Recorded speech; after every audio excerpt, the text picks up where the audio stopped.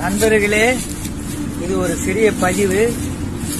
கரூர்ல நடந்த வேதனையும் மன குமரலையும் வேதனைப்பட்டுக் கொண்டிருக்கும் என்ன போன்ற இளைஞர்களும் பெற்ற தாய்மார்களும் தாய்களும் இன்னலுக்கு ஆளாகி கொண்டிருக்கும் இந்த நேரத்தில் மன உடைச்சலையும் மன வருத்தத்தையும் என்னால் ஏற்றுக்கொள்ள முடியவில்லை. நமக்கே இப்படி இருக்கின்றது என்றால் பெற்றவர்களுக்கு எப்படி இருக்கும்? உயிர் ஒரு முறைதான் மனிதன் புறக்க முடியும் இந்த பூமியில.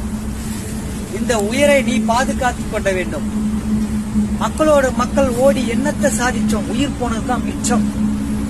அரசியல்வாதி என்பது பல அரசியல்வாதிகள் வருவார்கள், பெற்றவர் திரும்பி வருவார்களா?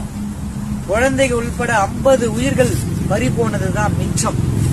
சின்ன சின்ன குழந்தைகளை பார்க்க மனம் குமருகிறது. படிக்கிற குழந்தைகள் 5 பெண் குழந்தைகள், 5 ஆண் குழந்தைகள். பெண்கள் 16, ஆண்கள் 14.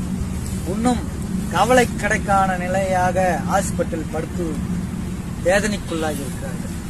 இது மாதிரி வன்முறையில் மக்கள், இது மாதிரி வன்முறை என்பதை விட இது மாதிரி நெரிசலில் போறதை தடுக்க வேண்டும். உன் உயிர் உன் கையில். உயிரை பாதுகாத்துக்கொள். கடவுள் படைத்தது நல்ல மனிதனா இந்த உலகத்தில் வாழ்வதற்கு, படிப்பதற்கு, நல்ல பேரை எடுப்பதற்கு. யாருக்காக உன் உயிரை தியாகம் செய்தாய்? எதற்கு தியாகம் செய்தாய்? உனக்கு என்ன கிடைக்கும் இதனால்? உன் குடும்பத்தில் உள்ளவர்கள் மன உடைச்சலுடன் அவர்கள் வாழும் வரை இந்த வேதனையை தாங்க முடியாது. துயரம்.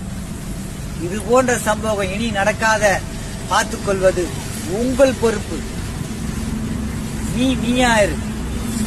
உன் உயிரை நீ பாதுகாத்துக்கொள். உன் பெற்றோர்களுக்கு பெருமை சேர். இதுவே வாழ்க வளமுடன். நன்றி, வணக்கம்.